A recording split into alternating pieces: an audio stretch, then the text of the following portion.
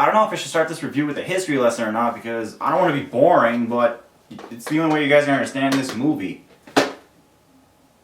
Screw it, I'll make this as brief as possible. Back in the later years of World War I, Russia was experiencing massive unemployment and famine since the Tsar, the King of Russia, Nikolai Alexandrovich Romanov, aka Nicholas II, conscripted millions of men away from their work and farms for the war. In 1917, people were pissed off at the war and at their king, and they were hungry, so the Russian Revolution took place and the Romanov family was overthrown from power, captured, and placed under house arrest. Months later, while in captivity, the family and their servants were executed. However, there was a rumor that the youngest daughter of the Romanov family, named Anastasia, had survived.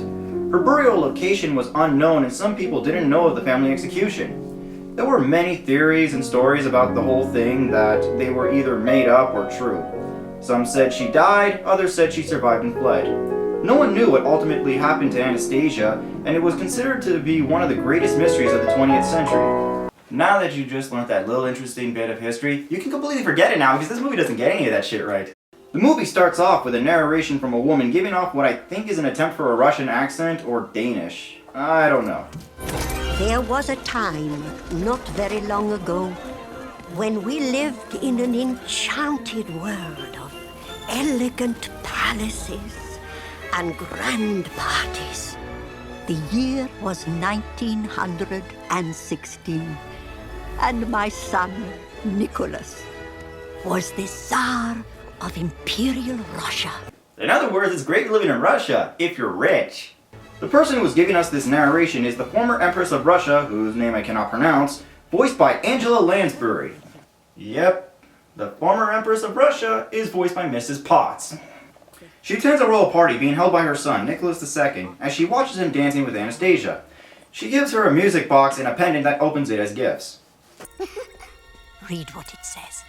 Made in China.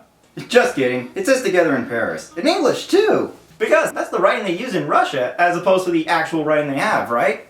I know this is nitpicking, and this is an American movie, but everything is written in English, even when they go to France. Is it so hard to ask for some realism? But we would never be together in Paris, for a dark shadow had descended upon the house of the Romanovs. His name was Rasputin. We thought he was a holy man, but he was a fraud, power-mad and dangerous. Oh god. You can't be serious, can you? How dare you return to the palace? But I am your confidant. Confidant? Ha! You are a traitor! Get out! You see, this is what happens when you have someone write a movie about history and not know anything about history. You think you can banish the great Rasputin? By the unholy powers vested in me, I banish you with a curse. Isn't this the same setup as Sleeping Beauty? You know, evil sorcerer casts magic, puts a curse on someone because they weren't invited to a party? Well, this is a Disney ripoff, but that's not the point. Do you know how insulting this is? It's insulting because Rasputin was an actual person. They got everything about this character wrong. I will not rest until I see the end of the Romanov line forever! 1. He was never an evil sorcerer. He was a self-proclaimed monk who was obsessed with the Bible. 2. Rasputin was never their confidant. He got his way close to the royal family for his lectures on the Bible to the children, and he was able to treat the Romanov sons' hemophilia. 3. He was never a traitor. In fact, technically, he was betrayed. Because if there's anything we learned from Berserk is that some people in the higher-ups don't like the idea of a commoner getting close to the royal family. So he was set up, poisoned, shot, beaten, rolled up in a carpet, and thrown over a bridge. I did not exaggerate that. That's actually how they killed him. 4. He never hated the family. He thought of the Romanovs as his own family and they liked him too. Especially the children. I really don't get it. There are 5 writers for this movie. 5! 5 fucking writers! And none of them took the time to do any research? What the fuck were they doing the whole time? Huffing paint and putting forks in electrical sockets? And then looked at a picture of Rasputin and thought, well, he looks creepy and mysterious and I'm too lazy to read a book, so he must be an evil sorcerer. I mean, they used to exist back then, right? Just like dragons, El Dorado, Sherlock Holmes, Robin Hood, and Pocahontas. I mean, you know what? And just to add something extra, let's make him comic relief too. And no one's gonna care or notice. Oh, by the way, Rasputin is voiced by Christopher Lloyd. I forgot to mention that. Consumed by his hatred for Nicholas and his family, Rasputin sold his soul for the power to destroy them. Why would he do that? He already seems to have the power. In fact, why didn't he just kill them while he was at the party? So Rasputin summons flying gremlins to open the gates for the Bolsheviks to enter the palace. With the palace being stormed, Anastasia and her grandmother try to escape, but Anastasia forgot her music box and goes back to her room to go get it. Just when it looks like they are cornered, a boy who works at the palace opens a secret passage for them to escape, and wait! There's a secret passage to her bedroom and she didn't know about it? And yet this kid does? What does he use it for? To sneak into her room? Actually, I don't want to think about it. So they escape, but Anastasia dropped her music box. Anastasia and her grandmother run on the frozen river trying to get away, but Rasputin catches up to them.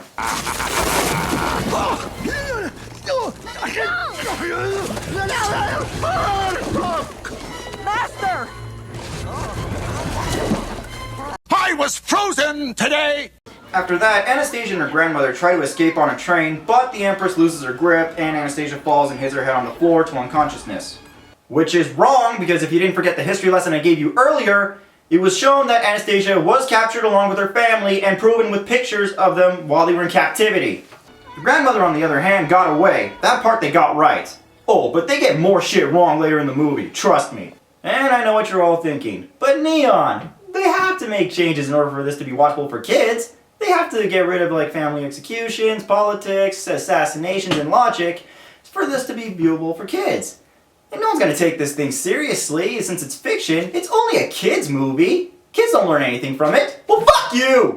You can still be accurate to what the fuck happened and still tell a good story. Oh, and getting rid of all that dark stuff, by the way. Don Bluth and Gary Goldman were the directors of this movie. Now, let's just take a look at some of the movies they've done that were for kids that were really dark. Dark.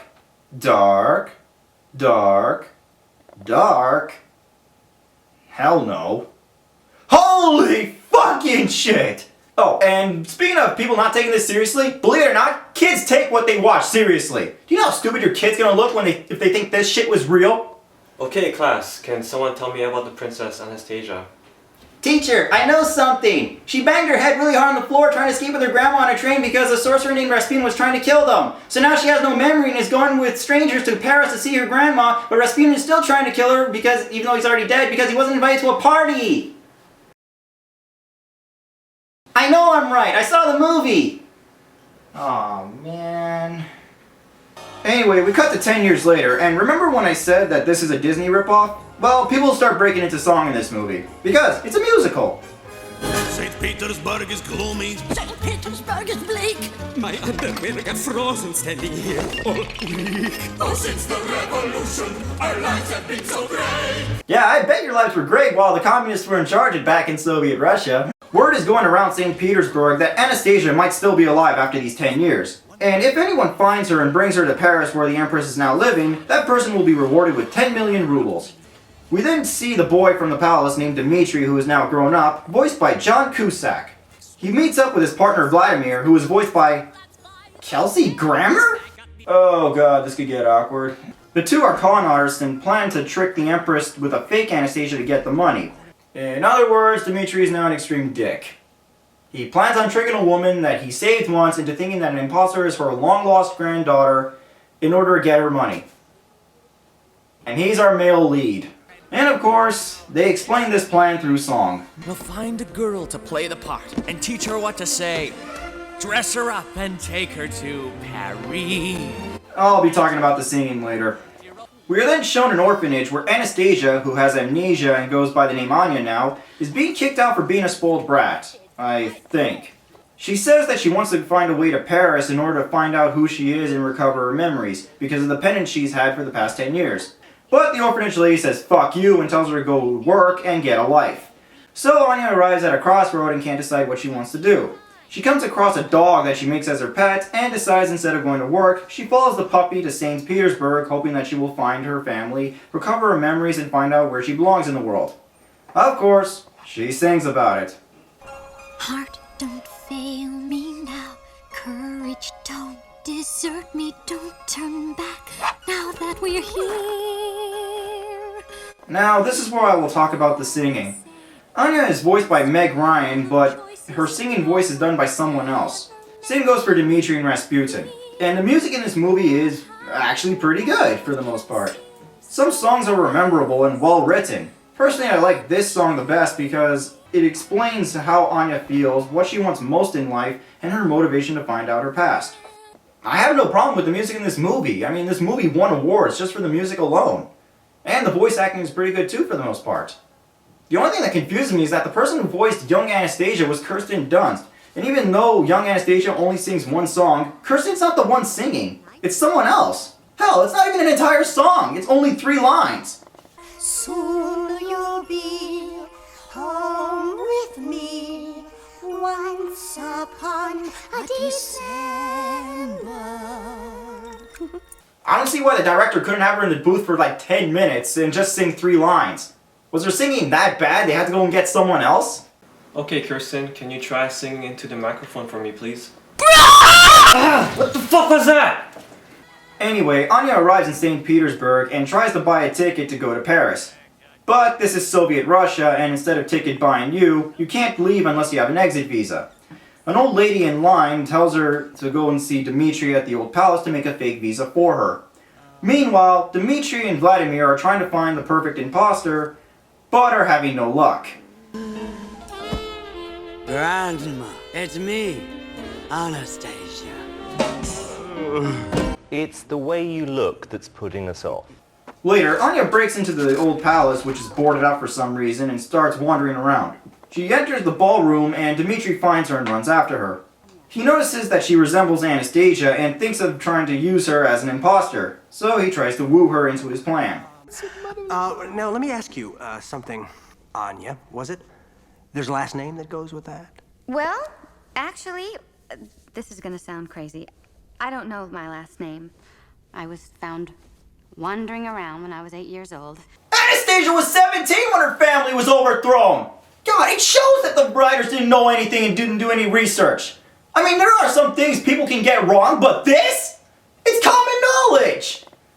Even if it wasn't, the first thing you would see in a book that talks about Anastasia is her date of birth! Dimitri takes advantage of the fact that she has no memory, because he's a dick, by saying that she could be Anastasia, and he can get her to Paris if she decides to go with them to see the Empress. And I forgot to mention that the Empress never went to France after she fled from Russia. She went to London for a short period of time, then returned to her home country of Denmark. At first, Anya says no, but changes her mind later since this is probably the only chance she will have of going to Paris. At the same time, Rasputin's bat servant named Bartok is on a ledge watching them. Because the writers wanted to make Rasputin more cliched by having a talking pet bat, and is a completely pointless character. And for some reason, he got his own spin-off film. The relic starts to move and drags Bartok through the floor all the way to Limbo. He finds Rasputin, who for the past 10 years was stuck there and is fallen apart. Literally. Alive? Sir, your lips, they're, Romanov. Growl. If Rasputin had a grave, he'd be rolling in it. With the carpet he was rolled up in. So Rasputin gets his relic back and decides to continue his revenge by killing the last Romanov, which is Anastasia. And for some reason, her grandmother doesn't count. Of course, he explains more about himself and his plan through song. I was once the most mystical man in all Russia. When the royals betrayed me, they made a mistake. I'll admit, this song is pretty damn catchy, but the imagery is kinda dumb. Colorful singing, bugs, Rasputin falling apart, and wearing a wig? How can you take a villain like this seriously? He falls apart, is comic relief, and cross-dresses, and he's voiced by Doc from Back to the Future. Anyway, Rasputin summons a shit ton of flying gremlins to go and kill Anastasia. Meanwhile, our trio is on the train on their way to France. Of course, in cliched manner, Anya and Dimitri don't get along. Please, don't talk anymore, okay? It's only gonna upset me. You think you're gonna miss it? Miss what? You're talking? Just please remove him from my sight. What have you done to her? Me? It's her. Ha! They are so going to fall in love by the end of the movie. Later, Rasputin's flying gremlins catch up and start screwing things up. Meanwhile, Vladimir finds out that their papers are no good since the color of ink is wrong, so they have to hide in one of the cars. But the gremlins don't couple the car they are in, the train is on fire, and they have to try to get to safety. Of course, the gremlins keep fucking shit up, but the script keeps pulling stuff out of its ass, so our trio solves each problem and arrives to safety. Come on, there's gotta be something in there better than this. That'll work. I don't know why, but I love Dimitri's face and how he says that line. And I wonder if something like this works. You guys be the judges. Who's got some change? Maybe takes quarters. I got $1.10. Got some... That'll work. How much C4 is this gonna take? It's no more than 20 ounces. What? Oh, I hate the metric system. How much in American? Let's see, you carry the 7... Dude, fuck math. Just use all of it. That'll work. Well, despite the dynamite working, the cart still won't stop, and the gremlins destroy the bridge up ahead. So they anchor the car and jump off to safety. Rasputin isn't pleased. Oh, I have something else in mind. Something more enticing. Something really cruel. You're going to make her watch all the Naruto fillers? Fuck, that's pure evil! Meanwhile, our trio is walking their way to Paris, and Vladimir starts acting weird. I think he drank their entire supply of vodka. Well, he is voiced by Kelsey Grammer, after all. Vladimir spills the beans about someone, and Dimitri explains that before they can see the Empress, they have to see her first cousin, who I think is Vladimir's girlfriend or fuck buddy, who asks questions and inspects whoever claims to be Anastasia. Of course, Anya gets mad because she didn't agree to lie to someone, and Vladimir tries to convince her. Tell me, child, what do you see? I see a skinny little nobody with no past and no future. I see an engaging and fiery young woman who on a number of occasions has shown a regal command equal to any royal in the world. And I have known my share of royalty.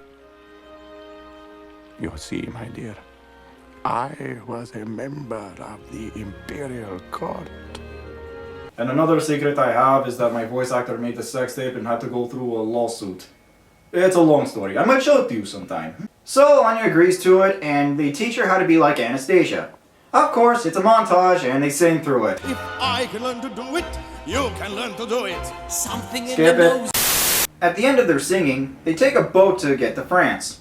They continue teaching her by showing her how to dance. And, because of cliched movie tropes 101, Dimitri and Anya start to fall for each other, even though they never got a single scene of them actually getting closer through their trip. I know it's trying to be Disney-like and everything, but wouldn't it be nice to actually see characters' relationships develop along their trip, instead of seeing them sing and teaching her how to be someone she already is? Moving on, as they go to sleep, Rasputin starts his new plan to kill her. Gee, he took his sweet-ass time. I mean, he had all that time while they were singing and when they were walking from Russia to Germany. His new plan is to make Anya have a dream where she will sleepwalk to her death by jumping off the ship. Wouldn't it just make more sense to have his gremlins come in, destroy the boat, all the emergency boats and the radios, and that way they would have no way of escaping the raging sea and the storm? I mean, they almost succeeded with the train, it's just the script kept pulling shit out of its ass. And plus, there's the off chance she might wake up. Of course, the dog wakes Dimitri, who runs after her and saves her before she jumps ship and wakes her up. Rasputin gets pissed and decides to go to the surface himself to kill her. I don't see the reason why. But you're dead! You're falling apart, sir! How do you expect to get to Paris in one piece? I thought we'd take the train.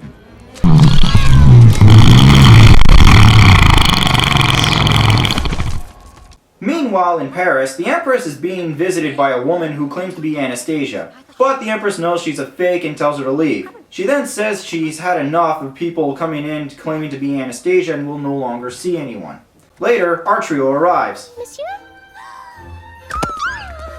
Sophie!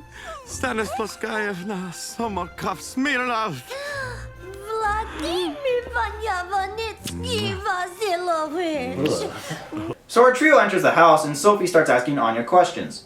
The last question is how she and the Empress escaped. Anya remembers the boy moving the wall and Dimitri realizes that she's the real Anastasia since he was the boy and there was no way that anyone could know that. Convinced, Sophie says she will find a way for them to see the Empress even though she doesn't want to see anyone. Then more singing ensues, showing French stereotypes, and then it's off to the Russian ballet. Dimitri tells Vladimir that Anya is the real Anastasia because he was the boy, but doesn't want to tell her anything and goes according to plan. After the performance, Dimitri makes his way to see the Empress with Anya. Fuck it, I'm calling her by her real name now. He brings Anastasia with him and tells her to wait outside. Anya, Yes? Yes? I wanted to wish you good luck, I guess. Oh. Boobs. Dimitri enters and tries to talk with the Empress, but the Empress says no and knows that Dimitri is a con artist and was holding auditions for a fake Anastasia and doesn't want to hear from him no matter how much he keeps insisting. Of course, Anastasia overhears this and is pissed off. Misunderstanding occurs.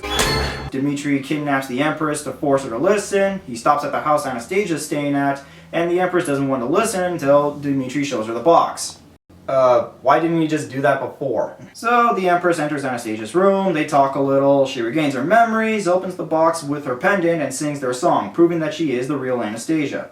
I don't know when later, Rasputin reads a newspaper saying that Anastasia has been found and is alive. Bartok tells him to forget killing Anastasia and get a life, but he forgets that Rasputin is cuckoo for Cocoa Puffs. Sir, what happened to the party idea? That's where we'll kill her. Why not kill her now, while she's at home, or when she's asleep? And please, don't make her sleepwalk again. I don't know when later, the Empress is speaking with Dimitri and gives him the 10 million rubles as promised. But Dimitri says he doesn't want the money because he has a change of heart, and says he will return to Russia. As he leaves, he runs into Anastasia. Hello. Did you collect your reward? My business is complete. Young man, you will bow and address the princess as Your Highness. No, that's not necessary. Please. Your Highness. I'm glad you found what you were looking for.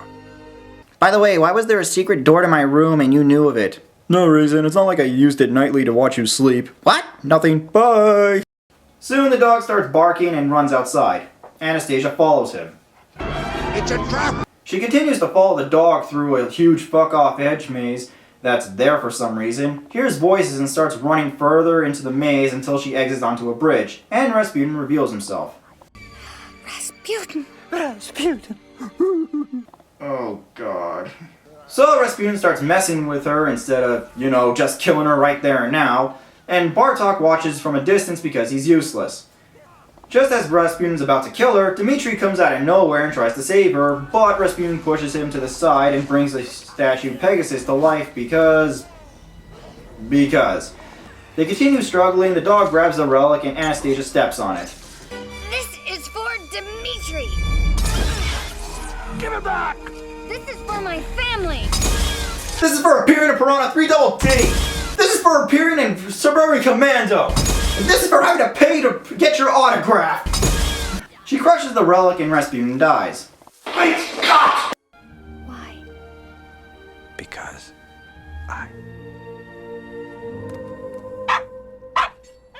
Hey, screw off, dog. I'm trying to score. Later, Anastasia leaves a note for her grandma to say that she's leaving. What a dumb move. Isn't it romantic? It's a perfect ending. No, it's a cliched one that shits all over history. And so the movie ends with Anastasia and Dimitri dancing on a boat, they kiss, and Bartok gets lucky even though he was a completely pointless character throughout this whole movie. So long, everybody. This movie is bad, and I mean insultingly bad. It's unoriginal and cliched, it shits all over history, and insults people who died. You can still make a good movie without changing any history and getting historical facts wrong. Just do some research. If they did, they probably would have made a better movie out of this. The only good things about this movie is the music, the voice acting, and the animation. Now for the million-dollar question. What did happen to Anastasia? Well, in 2009, her body was found, and it was confirmed to be her through DNA testing. It was concluded that she died along with her family during the family execution. I'm not mad at the movie for having Anastasia alive, because this movie was made in 1997. There's no way anyone could know that. May she, her family, and Rasputin all rest in peace. Man, this whole talk about Russian history makes me want to drink vodka.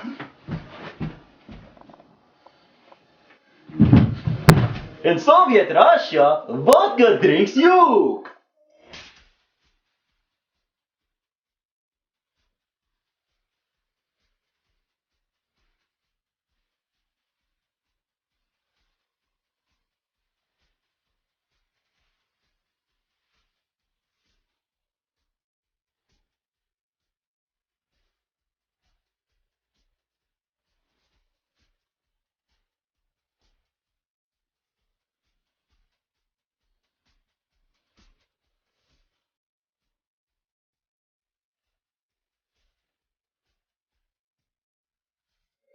on a true story? Solve the greatest mystery of the 20th century? Oh, fuck you!